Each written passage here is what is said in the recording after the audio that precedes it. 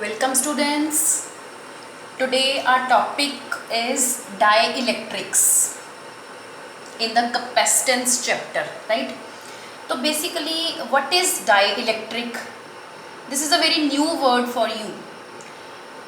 बच्चे आपने इंसुलेटर्स के बारे में तो सुना होगा, right? It's very common word. तो डाइलेक्ट्रिक्स जो होते हैं दे बेसिकली आर इंसुलेटर्स, ठीक है. और इंसुलेटर की एक मेन प्रॉपर्टी होती है कि उनमें ना फ्री चार्ज कैरियर्स नहीं होते, राइट? उनमें फ्री चार्ज कैरियर्स नहीं होते, that's why they are insulators, right? तो उनमें होते हैं बाउंड चार्जेस, ठीक है. क्या होते हैं? Bound charges. इसी वजह से वो कंडक्ट नहीं करते हैं, ठीक है. लेकिन क्या होता है कि जब वही वाले मटेरियल्स को मतलब क्या होते हैं, वही वाले मटेरियल्स ट्रांसमिट करते हैं इलेक्ट्रिक इफेक्ट को, ठीक है. इलेक्ट्रिक इफेक्ट को ट्रांसमिट करते हैं विदाउट एक्चुअली कंडक्टिंग इलेक्ट्रिसिटी. समझ आ गई? मतलब इलेक्ट्रिक इफेक्ट को ट्रांसमिट करेंगे लेकिन इलेक्ट्रिसिटी को कंडक्ट एक्चुअल में नहीं करेंगे, तो उनको हम कहते हैं डाइलेक्ट्रिक्स, ठीक है जी. Example is for example glass, wax, water और there are so many examples. तो ये जो होता क्या है, जैसे मैंने पहले कहा कि इनमें बाउंड चार्जेस होते हैं, ठीक है. तो जब हम इसके ऊपर मान लीजिए, बाउंड चार्जेस का मतलब क्या होता है कि नेगेटिव और पॉजिटिव चार्ज आपस में, जैसे हम कह सकते हैं बाउंडेड है, आपस में बंधे हुए हैं, आप आपको सेपरेट नहीं कर सकते. अगर तो ये आपस में बंधे हुए हैं तो हम इसको कहते हैं बाउंड चार्ज. लेकिन अगर नेगेटिव चार्ज अलग है, पॉजिटिव अलग है, तब हम इसको कहते हैं फ्री चार्ज कैरियर्स. समझ आ गई? ठीक है. ये आपस में कनेक्टेड है, सो दिस इज बाउंड चार्जेस और ये वाले होते हैं फ्री चार्जेस, ठीक है. तो जब हम इंसुलेटर्स को, मतलब ऐसे मटेरियल्स को जब हम रखते हैं किसी भी इलेक्ट्रिक फील्ड में, हमने ये क्या किया, इलेक्ट्रिक फील्ड इनके ऊपर अप्लाई कर दिया है, ठीक है. तो क्या होगा, इनके बीच में जो इलेक्ट्रॉन्स पड़े हैं, ये वाले मटेरियल्स के बीच में जो इलेक्ट्रॉन्स पड़े हैं, तो वो क्या होगा, वो इलेक्ट्रॉन्स थोड़ी थोड़ी उनकी मूवमेंट होती है, ठीक है. थोड़ी थोड़ी उनकी मूवमेंट होती है अपनी प्लेस से, ठीक है. तो मतलब विद इन दैट सिस्टम, तो वो जो बहुत ही स्मॉल मूवमेंट्स होती हैं, यू कैन से माइक्रोस्कोपिक मूवमेंट्स होती हैं वो वाली जो, तो उससे क्या होता है, एक बहुत ही इंपॉर्टेंट हम कह सकते हैं फीचर निकल के सामने आता है. उसी फीचर पे बेस्ड हैं ये डाइलेक्ट्रिक्स, मतलब उसी प्रॉपर्टी को रिप्रेजेंट करते हैं ये dielectrics, related to that microscopic movement of electrons under the application of electric field to the insulators, right? Now I think it's very much clear that dielectrics are basically insulators which transmit electric effect without actually conducting electricity, ठीक है जी. तो ये जो dielectrics होते हैं ये आपके दो तरह के होते हैं, ठीक है. एक होते हैं पोलर डाइलेक्ट्रिक्स और एक होते हैं नॉन पोलर डाइलेक्ट्रिक्स, ठीक है. तो पोलर डाइलेक्ट्रिक्स में सबसे पहले हम बात करते हैं क्या है, जो भी आपका कोई सिस्टम है उसमें अगर हम बात करते हैं जो पोलर है, उसमें क्या होगा, उसके सिस्टम के अंदर जैसे कोई पोलर डाइलेक्ट्रिक है, क्यों हम कह रहे हैं पोलर डाइलेक्ट्रिक है, क्योंकि उसके जो मॉलिक्यूल्स हैं उसके बीच में वो पोलर है. Now the question comes to our mind that what is polar. Then क्या होता है कि ये जो हर एक एटम, मॉलिक्यूल या आयन जो भी आप कंसिडर कर रहे हो उस सिस्टम में, अगर तो उसमें नेगेटिव और पॉजिटिव चार्ज में आपस में कोई डिस्टेंस है, समझ आ गई कि हमने क्या कहा, नेगेटिव और पॉजिटिव चार्ज में आप, क्योंकि ये बाउंड चार्जेस कंसीडर किए हैं ना हमने, तो अगर इनमें कोई सेपरेशन है, ठीक है, सेपरेशन है, और यू कैन से कि इसका जो सेंटर ऑफ मास है नेगेटिव चार्ज का, वो पॉजिटिव चार्ज के सेंटर ऑफ मास से कोइंसाइड नहीं कर रहा. I am again repeating, center of mass of negative charge is not coinciding with center of mass of positive charge, ठीक है, उस मॉलिक्यूल में. तो क्या हो गया, अगर कोइंसाइड नहीं हो रहा तो इसका मतलब इन दोनों में सेपरेशन हो गई. अगर सेपरेशन हो गई तो ये क्या बन गया बेटा, this is an electric dipole बन गई है. कैसे? क्योंकि equal and opposite charges separated by some distance, ठीक है. So it constitutes what, an electric dipole. इसका मतलब क्या है कि पोलर डाइलेक्ट्रिक्स वो होती हैं जिनके अंदर जो मॉलिक्यूल्स या आयंस जो भी आप कंसिडर कर रहे हो वो क्या होते हैं, पोलर होते हैं. पोलर होने का मतलब कि वो जो उनके एटम्स, मॉलिक्यूल्स, आयंस जो भी हैं वो उनमें उनकी अपनी कुछ डाइपोल मोमेंट है, ठीक है, उनकी अपनी कुछ डाइपोल मोमेंट है, ठीक है जी। अब हम बात करते हैं नॉन पोलर डाइलेक्ट्रिक्स की। नॉन पोलर में क्या होता है, जिनमें मॉलिक्यूल नॉन पोलर हो, मतलब इसमें क्या होगा, नेगेटिव भी उसी प्लेस पे है, पॉजिटिव भी उसी प्लेस पे है, ऐसे समझ आ गई, ठीक है, क्योंकि बाउंड चार्जेस हमने बोला है, ठीक है, नेगेटिव और पॉजिटिव दोनों का सेंटर ऑफ मास कोइंसाइड कर रहा है। अगर सेंटर ऑफ मास कोइंसाइड कर रहा है, इसका मतलब दोनों चार्जेस में कोई सेपरेशन नहीं है। तो बेटा डाइपोल मोमेंट क्या होती है, ये तो आपको बहुत कॉमन क्वेश्चन है, पता होगा। डाइपोल मोमेंट क्या होती है, charge into distance between them, ठीक है। तो हमने क्या कहा, क्योंकि वो कोइंसाइड कर रहे हैं तो डिस्टेंस क्या हो गया, जीरो, यानी कि डाइपोल मोमेंट आपकी क्या बन जाती है, जीरो, ठीक है। डाइपोल मोमेंट नहीं है, इसका मतलब वो पोलर नहीं है, इसलिए इनका नाम क्या हो गया, नॉन पोलर, ठीक है। I think it's very much clear कि नॉन पोलर जो होते हैं उनकी जो डाइपोल मोमेंट होती है मॉलिक्यूल्स की, वो net dipole moment individual molecule की हर एक की वो क्या होती है, जीरो। लेकिन पोलर मॉलिक्यूल्स में क्या होता है, इंडिविजुअल एटम, आयन या मॉलिक्यूल की डाइपोल मोमेंट जीरो नहीं होती, ठीक है, ये चीज हो गई।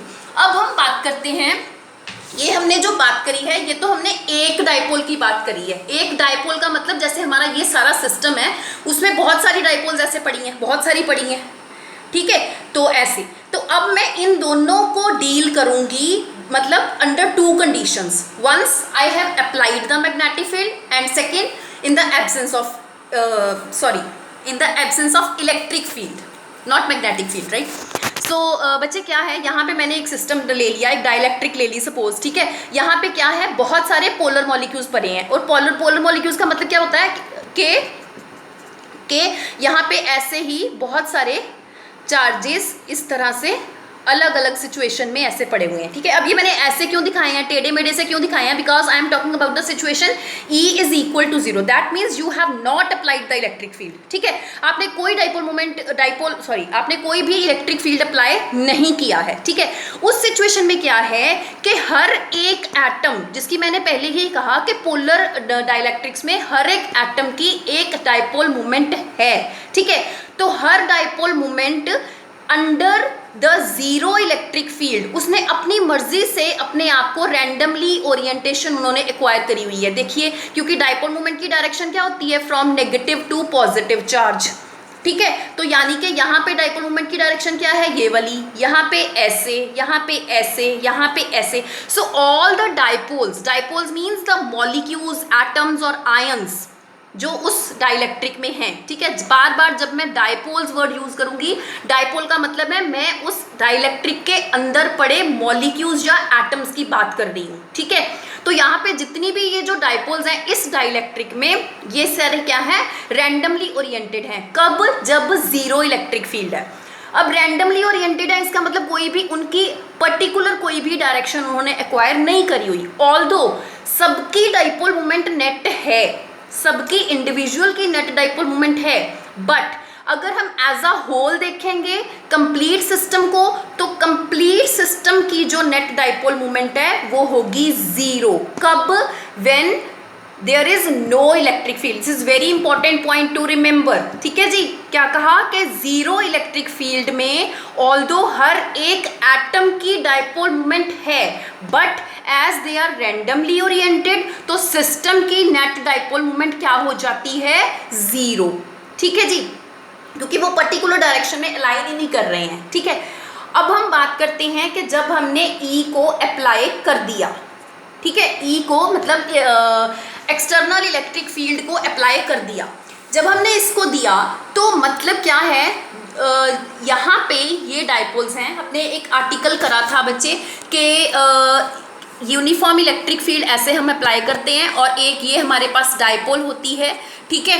तो हमने ये आर्टिकल करा था कि जब हम किसी डाइपोल को किसी यूनिफॉर्म इलेक्ट्रिक फील्ड में रखते हैं तो वो अपने आप को डाइपोल की डायरेक्शन की तरफ अलाइन करने की कोशिश करती है और ये इस एंगल से ऐसे रोटेट हो जाती है, ठीक है। We have done this derivation.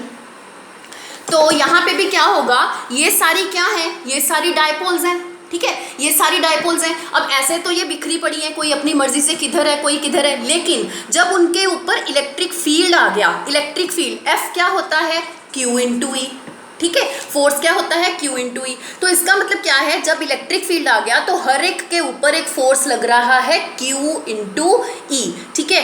तो इस तरह से ये उन्होंने अपने आप को एक पर्टिकुलर डायरेक्शन में अलाइन कर लेना है, ठीक है, ठीक है जी। तो क्या किया, जब आपने इलेक्ट्रिक फील्ड को अप्लाई किया तो सारी की सारी डायपोल्स ने अपने आप को एक पर्टिकुलर डायरेक्शन में अलाइन कर लिया है, ठीक है, ऐसे। ये सिस्टम क्या हो गया है हमारा, अब पोलराइज हो गया है, ठीक है, ये हो गया है हमारा पोलराइज्ड। क्यों, क्योंकि यहाँ पे पोलराइजेशन हो चुकी है। पोलराइजेशन का मतलब क्या है कि अब डायपोल मोमेंट उस सिस्टम की जीरो नहीं है, ठीक है। पहले क्या था, इन द एब्सेंस ऑफ फील्ड ये सारी की सारी रैंडमली ओरिएंटेड थी, तो नेट इफेक्ट उनका क्या आ जाता था, जीरो। लेकिन अब हमने फील्ड को अप्लाई कर दिया है, ठीक है, तो क्या हुआ, फील्ड अप्लाई करने पर इन्होंने रोटेशन कर ली अपनी अपनी, और सबने अपने आप को इलेक्ट्रिक फील्ड की डायरेक्शन में अलाइन कर लिया है, ठीक है जी। तो जब इन्होंने, this is the direction of applied field, इधर इन्होंने अपने आप को अलाइन कर लिया तो सिस्टम हमारा पोलराइज हो गया, and hence this dipole moment exists, right? Now let's talk about the non-polar molecule.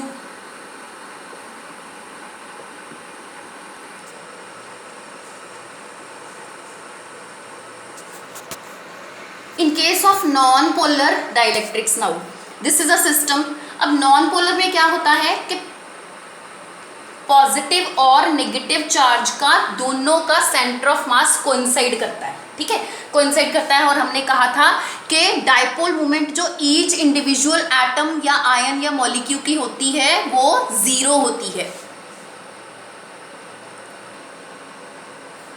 So in zero electric field, मतलब आपने कोई फील्ड अभी अप्लाई नहीं किया हुआ, तो क्या है, आपके ये जो एटम्स हैं ऐसे यहीं पे मतलब नेगेटिव है, यहीं पे ये डॉट है जो सिंपली यही रिप्रेजेंट कर रही है centre of mass of both the charges, right. In simple way I am denoting it by this way, ठीक है जी। तो यहाँ पे सिस्टम है हमारा ये नॉन पोलर। नॉन पोलर में ये सारे एटम्स पड़े हैं, कौन से एटम्स, जो कि नॉन पोलर है। नॉन पोलर मीन्स उनकी डायपोल मोमेंट क्या है, जीरो, ठीक है। तो क्या है, क्योंकि इंडिविजुअल एटम की डायपोल मोमेंट क्या है, जीरो, तो एज अ होल अगर हर एक की जीरो है तो सम भी क्या आएगा उनका, जीरो, ठीक है।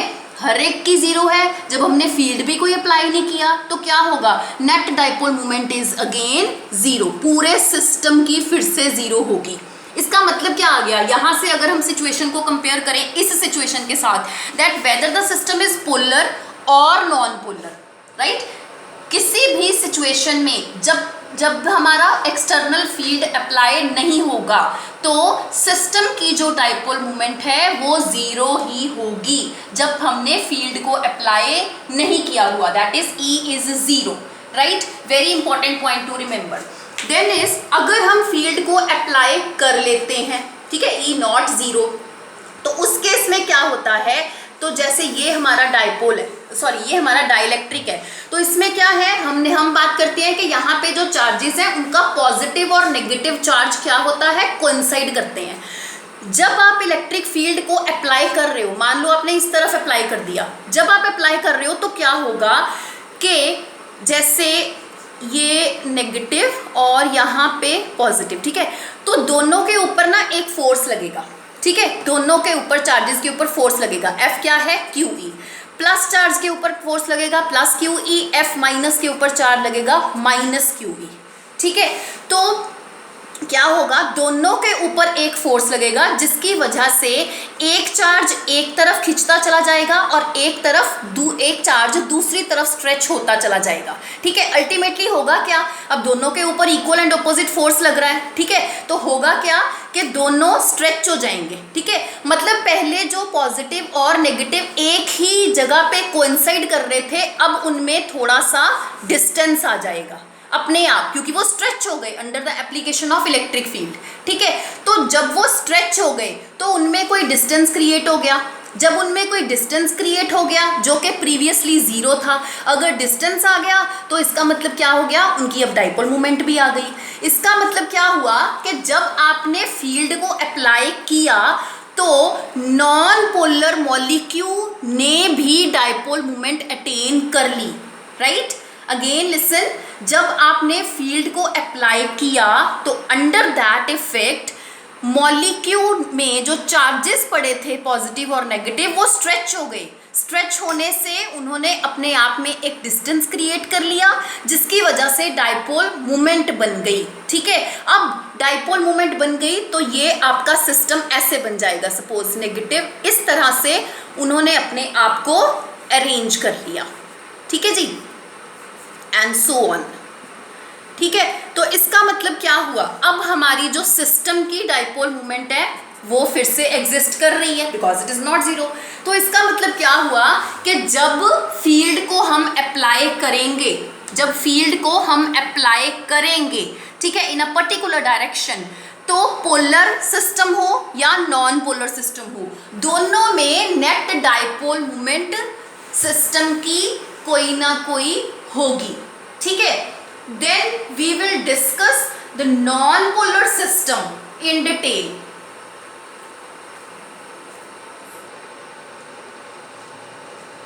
Polarization of a dielectric. So we have seen the dielectric, that how dielectrics are polarized, right? Whether they are polar or non-polar under the application of external electric field. ठीक है जी। तो बच्चे process of inducing equal and opposite charges on the two opposite faces of dielectric is called as dielectric polarization. This is a very important topic, dielectric polarization. तो बच्चे होता क्या है, यहाँ पे हमने क्या किया है, यहाँ पे हमने एक मतलब कैपेसिटर लिया है, पैरेलल प्लेट कैपेसिटर, उसके बीच में हमने ये एक डाइलेक्ट्रिक डाल दी है, ठीक है। डाइलेक्ट्रिक डाल दी तो हुआ क्या है, जैसे ही हमने इलेक्ट्रिक फील्ड में इसको रखा है तो यहाँ पे उन्होंने एक अपने आप को एक पर्टिकुलर डायरेक्शन में अलाइन कर लिया है, यू कैन सी इट, ठीक है। जो आपने यहाँ देखा कि इस साइड पे, ठीक है, इस साइड पे मतलब प्लेट ए के नज़दीक जो डाइलेक्ट्रिक का फेस है, यहाँ पे इसने इस साइड नेगेटिव चार्ज इंड्यूस कर लिया है और यहाँ पे डाइलेक्ट्रिक के इस एंड पे कौन सा चार्ज इंड्यूस हुआ है, पॉजिटिव हुआ है। प्लेट पे कौन सा है, नेगेटिव, इधर कैपेसिटर की प्लेट पे कौन सा है, पॉजिटिव। मतलब कैपेसिटर प्लेट से ऑपोजिट चार्ज उन्होंने अपने अपने फेसेस पे इंड्यूस कर लिया है। यही जो प्रोसेस है, ठीक है, इंड्यूस करने का चार्जेस का अपने फेस टू ऑपोजिट फेसेस के ऊपर, this is known as dielectric polarization. तो बच्चे होता क्या है, अगर हम अब ध्यान से देखें, क्योंकि हमने जो इसको रखा है कैपेसिटर की प्लेट्स के बीच में, and we know that electric field की जो डायरेक्शन है that is from positive to negative, ठीक है। तो यहाँ पे हम कह लेते हैं कि हमने इलेक्ट्रिक फील्ड को अप्लाई किया था इस डायरेक्शन में, ठीक है, जो हमने एक्सटर्नल फील्ड दिया था।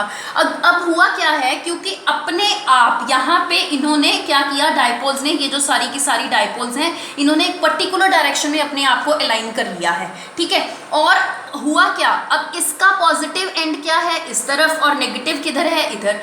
तो इन्होंने अपने अंदर, डाइलेक्ट्रिक ने अपने अंदर एक फील्ड जनरेट कर लिया अपने आप, but opposite to the applied electric field. क्यों, क्योंकि अप्लाइड का पॉजिटिव इधर है और नेगेटिव इधर है। लेकिन अगर हम डाइलेक्ट्रिक की बात करते हैं तो इसका राइट साइड जो है, इसकी राइट साइड पे पॉजिटिव है, लेफ्ट साइड पे नेगेटिव है। तो मतलब इसने डाइलेक्ट्रिक के अंदर जो फील्ड इंड्यूस हुआ है उसकी डायरेक्शन उल्टी होगी to that of the applied electric field, ठीक है। और इसको हम डिनोट करते हैं by EP. EP, why? Because this is the electric field due to polarization of dipoles within the dielectric, or you can say induced electric field, ठीक है, जो कि ऑपोजिट है अप्लाइड इलेक्ट्रिक फील्ड के। अब होगा क्या, हमने अप्लाई किया था इतना, ठीक है, late it be E not, हमने अप्लाई किया था E नॉट, और उसमें से EP जो है वो तो उल्टा चल रहा है, तो नेट इलेक्ट्रिक फील्ड क्या होगा, net electric field automatically reduce हो जाएगा, ठीक है। Net electric field let it be E which is equal to E nought minus EP, ठीक है, क्योंकि EP जो है अप्लाइड फील्ड के ऑपोजिट चल रहा है, ठीक है जी। अब दूसरी बात, अब हमने ये भी पहले किया हुआ है कि जो E होता है within the plate of capacitor, वो कितना होता है, this is equal to sigma by epsilon nought. हमने ये बहुत बार पहले भी डिस्कस किया है, ठीक है। और अगर मैं बात करूं पोलराइज्ड इलेक्ट्रिक फील्ड की, which is opposite to that of applied electric field, वो क्या हो जाएगा, this is sigma P by epsilon nought. Sigma P क्या हो गई, surface charge density due to polarization, ठीक है जी। तो मतलब हम यहाँ पे क्या देख रहे हैं कि जो नेट इलेक्ट्रिक फील्ड है within the dielectric reduce हो जाता है, ठीक है, जब आप उसको किसी एक्सटर्नल इलेक्ट्रिक फील्ड में रखते हो। This is a very very important point to remember and generally question is asked from this point. तो यहाँ पे आपके पास आ गया E is equal to sigma by epsilon not minus sigma P by epsilon not, और you can say this relation, right. तो net electric field आपका जो आ जाएगा वो आपका इतना होगा, ठीक है जी। नेक्स्ट हम बात करते हैं कि ये वाला जो फील्ड है ये होगा किस तरफ, ठीक है, किस तरफ होगा, क्योंकि ज्यादा इफेक्ट किसका है, अप्लाइड इलेक्ट्रिक फील्ड का। सो नेट इलेक्ट्रिक फील्ड की डायरेक्शन किधर होगी, along this net electric field, ठीक है जी, along the applied electric field. और क्या होगा, अपनी अप्लाइड वैल्यूज से कम होगा, ठीक है जी। नेक्स्ट हम यहाँ पे एक वर्ड करते हैं पोलराइजेशन डेंसिटी, पोलराइजेशन डेंसिटी। तो बेटा ये क्या होती है, ठीक है, ये क्या है, induced dipole moment, induced dipole moment per unit volume of, per unit volume of dielectric, ठीक है जी। इंड्यूस्ड डाइपोल मोमेंट, क्योंकि मैंने पिछले ही पॉइंट में समझाया था कि जब इसको हम इलेक्ट्रिक फील्ड अप्लाई करते हैं तो इसके जो एटम्स मॉलिक्यूल्स क्या हैं वो पोलराइज्ड हो जाते हैं। अगर वो पोलराइज्ड हो गए मतलब क्या हो गया, नेगेटिव और पॉजिटिव चार्जेस में, इसका मतलब सेपरेशन है। अगर सेपरेशन है तो डाइपोल मोमेंट है, तो वो जो है इंड्यूस्ड डाइपोल मोमेंट, ठीक है, जो divided by the volume of that dielectric placed between the plates of capacitor, ठीक है जी। सो इसको हम क्या कहते हैं, पोलराइजेशन डेंसिटी, ठीक है, and it's equal to capital P, ठीक है। वो जो सिंबल है that was a small p for polarization, this is polarization density, and you can say this is dipole moment, dipole moment per unit volume. And what is dipole moment? It is charge into distance, right, because it is q into 2a. And what is volume? It is area into distance, ठीक है जी। So what you get, charge per unit area. And what is charge per unit area? It is again surface charge density, that is sigma. इसका मतलब क्या हुआ कि जो polarisation density है और सरफेस चार्ज डेंसिटी है, दोनों के डायमेंशंस सेम होते हैं, ठीक है जी। ये हम अगले वाले टर्म में यूज करेंगे, ठीक है। नेक्स्ट एक और हमारी डेफिनेशन होती है, that is electric susceptibility, susceptibility, ठीक है जी। तो क्या होता है, हमने कहा कि जब हमने इलेक्ट्रिक फील्ड को अप्लाई किया था तो हमारा सिस्टम पोलराइज हो गया, ठीक है। अब ये जो हमारी पोलराइजेशन है, ये पोलराइजेशन जो है वो जितना ज़्यादा इलेक्ट्रिक फील्ड हम अप्लाई करेंगे उतनी ज़्यादा पोलराइजेशन होती जाएगी, ठीक है। More and more field be applied, more and more negative and positive charges will be stretched out, right, and if the distance between them would increase, अगर डिस्टेंस बढ़ेगा तो डाइपोल मोमेंट बढ़ेगी, ठीक है। तो अल्टीमेटली होगा क्या, हम कह सकते हैं कि ये जो प्रोसेस है this is directly proportional to the applied electric field, and this is equal to this relation. This term is known as the susceptibility, okay, this is known as the susceptibility, and this is just a constant value, right, and dimensionless. This is again applied electric field. तो यहाँ पे you can say susceptibility is what, this is P by epsilon naught E, right. So you can define susceptibility also, that the ratio of P by epsilon naught E. Next is बच्चे relation between dielectric constant and susceptibility. This is dielectric constant, ठीक है, बहुत बार आपने ये किया हुआ है। तो बच्चे हमने अभी पीछे सीखा कि जब हम डाइलेक्ट्रिक के ऊपर एक्सटर्नल इलेक्ट्रिक फील्ड को अप्लाई करते हैं तो होता क्या है, उसके अंदर एक अपने आप फील्ड इंड्यूस हो जाता है, इलेक्ट्रिक फील्ड, जिसको हमने ईपी बोला था। ठीक है, अपने आप इंड्यूस हो जाता है, जिसकी डायरेक्शन ऑपोजिट होती है अप्लाइड इलेक्ट्रिक फील्ड के। तो होता क्या है, अल्टीमेटली जो electric field, net electric field होता है वो रिड्यूस हो जाता है। ठीक है, और डायरेक्शन उसकी कौन सी होती है, अलोंग द अप्लाइड फील्ड। ठीक है, तो मैं वही वाली इक्वेशन यूज करूंगी अपनी, that is E is equal to E0 minus EP। ठीक है जी, तो यहाँ पे मेरे पास क्या आ गया, E0 माइनस EP। EP के लिए, क्योंकि ये क्या है, field due to polarization which is produced within the dielectric, right. तो EP के लिए हमने पीछे भी ये रिलेशन लिखा था, that it is sigma P by epsilon. ठीक है, एंड मोर ओवर अगर मैं इंड्यूस्ड इलेक्ट्रिक फील्ड की बात करूं तो यहाँ सिग्मा P है, यहाँ हमने पीछे ये भी प्रूव किया था that P is equal to sigma. ठीक है, यहाँ पे हमने प्रूव किया था। अगर मैं पोलराइजेशन की बात कर रही हूँ, I can denote it by sigma P also. ठीक है, तो यानी कि I can change it by this value. ठीक है जी, तो अब नेक्स्ट एक प्रीवियस इक्वेशन में मैंने आपको करके दिखाया था कि P जो होता है, दिस इज P और ससेप्टिबिलिटी का जो रिलेशन है वो ऐसे होता है। ठीक है, पोलराइजेशन डेंसिटी एंड ससेप्टिबिलिटी का रिलेशन ये ऐसे है। ठीक है, तो you can substitute the value of P from here in this equation. You can write all these things in vector form. ठीक है जी, remember this susceptibility is a dimensionless quantity. Okay, so this is just a scalar and यहाँ हमारे पास क्या आ गया, this is E is equal to E0 minus this, here I will use the symbol sin, sorry, ठीक है जी। यहाँ क्या बन गया हमारे पास, E plus this equal to E0, E taking common 1 plus का इक्वल टू E0। ठीक है जी, तो यहाँ पे क्या बन गया, E बाई E0 दिस। ये E बाई E0 बेटा क्या है, E बाई E0 ये आपने ऑलरेडी किया हुआ है, ये होता है आपका डाई इलेक्ट्रिक कॉन्स्टेंट। ठीक है, क्या होता है, dielectric constant K। So that means dielectric constant is 1 more than the susceptibility, right?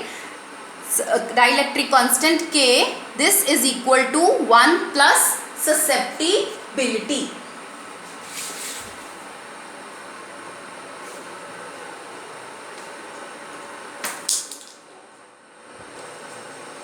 So next is बच्चे dielectric strength।